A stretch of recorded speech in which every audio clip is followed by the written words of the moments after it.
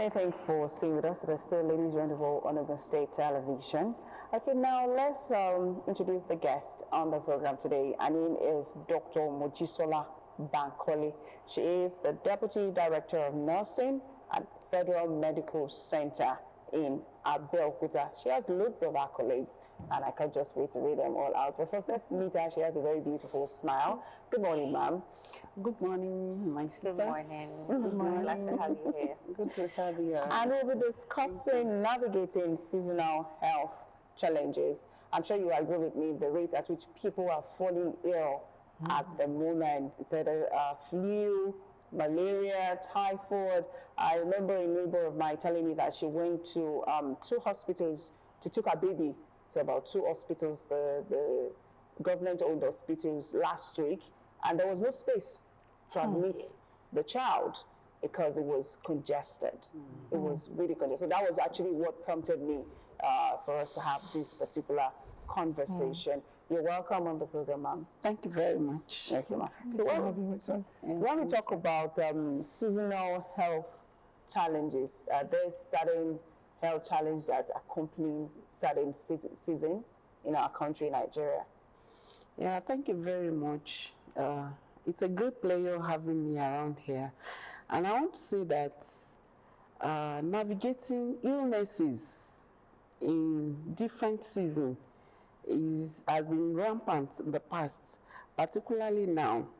In Nigeria, we have dry season, we also have wet season, and that is rainy season.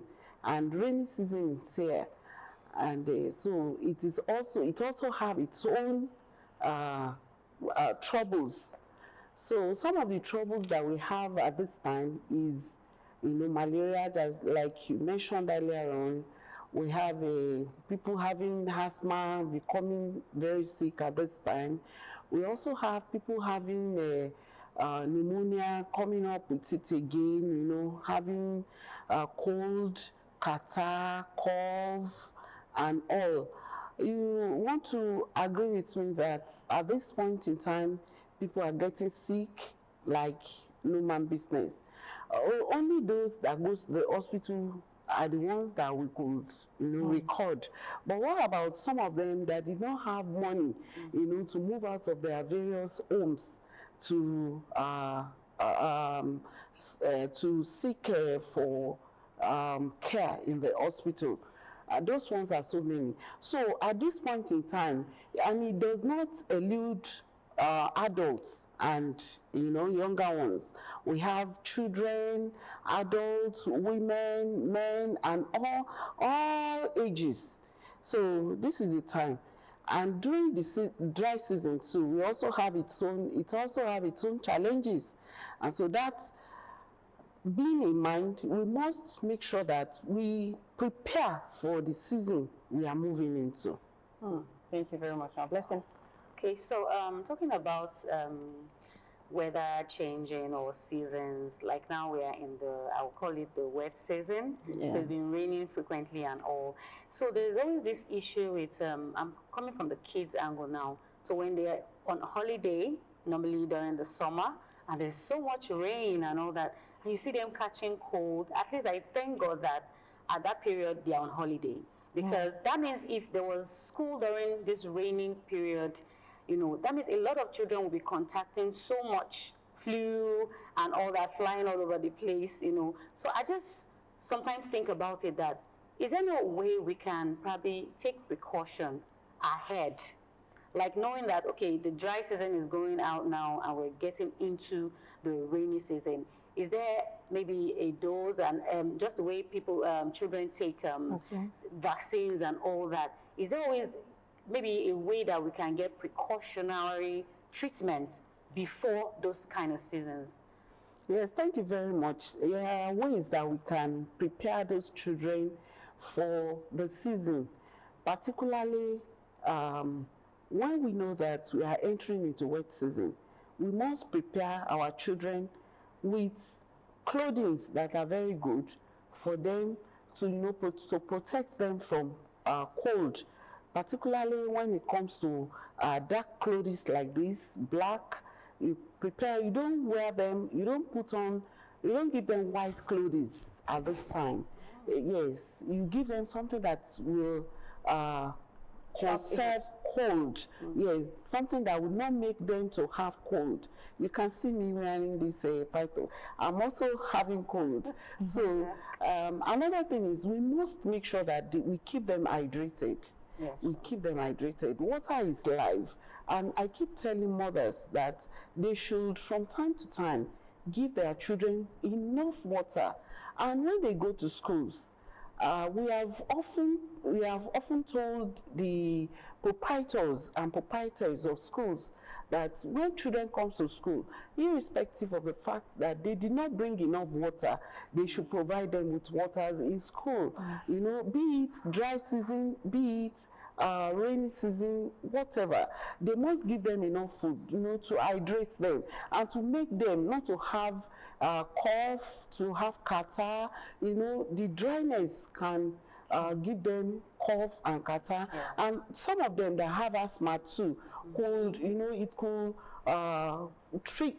they could get triggered, you know, with this disease condition.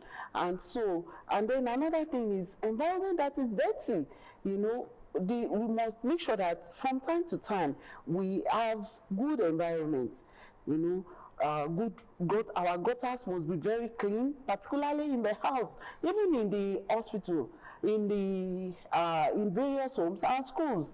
You know, environment is very, very important. And then another thing like that is, you know, giving them fruits. Yes. From time to time. If you give them fruits, it will boost their immune systems. And these immune systems are very, very important. You're giving them fruits that have different colors, antioxidants, you know, and it will really help them. So many more things like that. Thank you so much. You mentioned earlier when Lara mentioned the hospitals being filled with patients, and you said something like, what about those at home that couldn't make it to the hospital? So I want you to throw more light on self-medication in treating seasonal diseases. Now, I run a school. There was a time a child came to school with mumps. Yeah, mumps. It's even so much rampant. Now, yes. Oh, yes? Wow. So I wanted to find out, is it I'm also... sorry to cut you short. Is it contractive? Yes, it's highly contracted, because by the time we isolate the child, you find out that within few, most of the kids got it. I want you to throw more light. I know you've said it earlier. How do we come in to make sure that flu, mumps, and other diseases do not, you know, spread? Yeah, thank you very much. You have said it rightly. I already made mention of it, that we should, you know, infectious diseases are so rampant in the air. So, but if our child is having good immunity, if our children are having good immunity, it is very difficult for them to get them. And particularly when they come back from school, let's encourage them to rest. Some parents, when their children come to school, they will still engage them, go and sell this, particularly when they want to make them maybe maids, or another person's child that is living with them. You know, they make sure that they overuse them such that by the following day, when this child wake up from bed, the child will just want to tell them that he doesn't want to go to school or anywhere. So, but be it as it may, let's make sure that we give them the care that is best, like giving them fruits, like I said. It might not be plenty fruits like that. It could be only a small portion of watermelon. It could be a small portion of apple. They might not even have the whole of the apple. They might just have half of apple or quarter of apple. They might take lots of water. That will not even cost us anything. Clean water, I mean, not terrible water, not poor water, clean water. And another thing, living in a good environment, all these will accumulate into, you know, not having infectious diseases particularly at this time and even at all times of the year. Even some children, they have allergic conjunctivitis. That's another one, you know. So, but this particularly one, moms, when we identify that a child is running, is having fever, and it's so much, let's try and make sure that we take care of that child before the child comes down with other presentations that will make him or her, you know, not to be able to go to school or to be able to, you know, be down like that. So that's just one of those things. And we give them, like I said, we have those fruits. We have them in green, in yellow, in blue, in different colors. They are antioxidants. They help those children immunity, you know, it builds it, you know, and it will help them. And then good nutritious food too is also very, very important.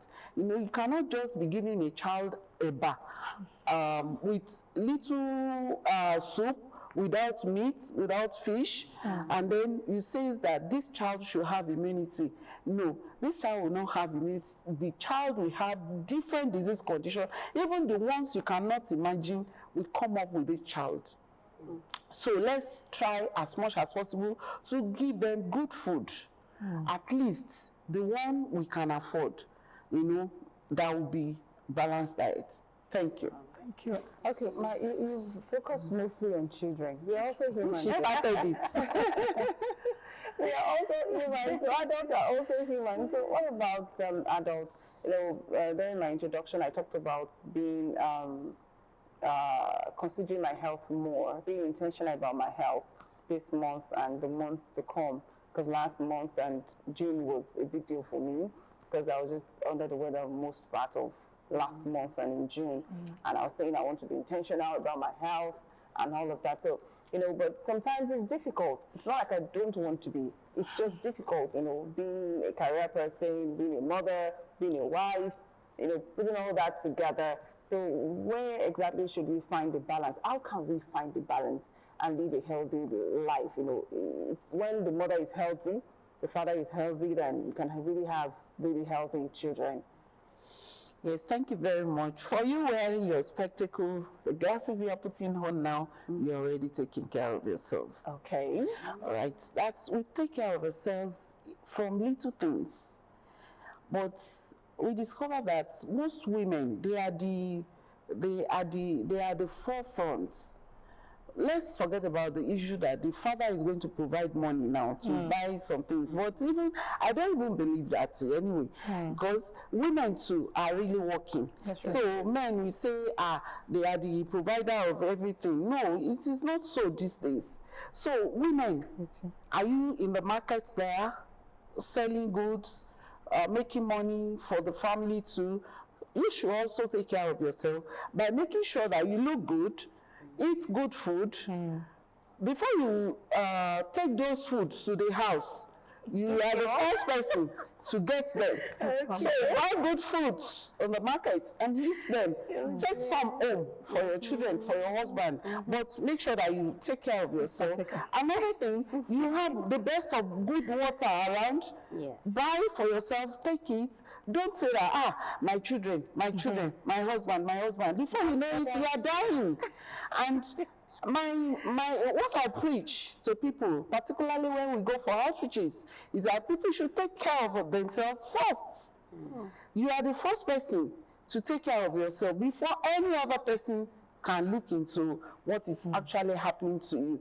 But be it as it may, we should make sure that as mothers, we should give our children good food. We should make them to have good water. We should make sure that they don't just take junks. They don't take junks. Because sometimes some children are used to taking junks. Like, you know, they don't want to eat the real food, like amala, rice, and all the swallows and all. They want to take the yogurts, they want to take biscuits, they want to take indomie and the rest. Please, let's try and make sure that they eat good food. It will really help them. So the cumulative effect of it all is that whatever happens to a child also happens to mother. Whatever we give to children also applies to mothers and fathers. So let's endeavor to take care of ourselves generally. That's just it. Like I mentioned allergic conjunctivitis, and I said you have started taking care of yourself, by wearing glasses. When you go on the highway, sometimes whether you are in a vehicle or you are trekking and you did not even cover your eye, with a pair of spectacles, you see some dust that are being raised, they get in touch with you directly in your eye, and then you have allergic conjunctivitis, particularly around this time. You see dust racing and you have allergic conjunctivitis, and you start coming to us in the hospital. I've been itching my eye for the past 1 week now, and I'm having pains and all. You can protect yourself from having all this. And then another thing is when you take lots of water, your throat is not dry. You have your throat is okay and you are better for it. So many things that apply to children also apply to the elderly ones. Okay, ma'am. Blessing. Okay, so I just want to deviate a bit. All right. So we'll be talking about seasonal diseases and all. What do you have to say about tinnitus? So there are people that live in an environment, industrial environment, and the sound of engines and generators and, from time affects them without their knowing till they relocate to another environment. Now that's a change of, atmosphere and of course environment, and at the end of the day everywhere feels silent here around them, but they still keep hearing this buzz in their ears. Yeah, so please, I've heard a notion that there is no cure for that. That's tinnitus. Please, what do you have to say about that? Yeah, thank you very much. In 1 minute, ma'am. Okay,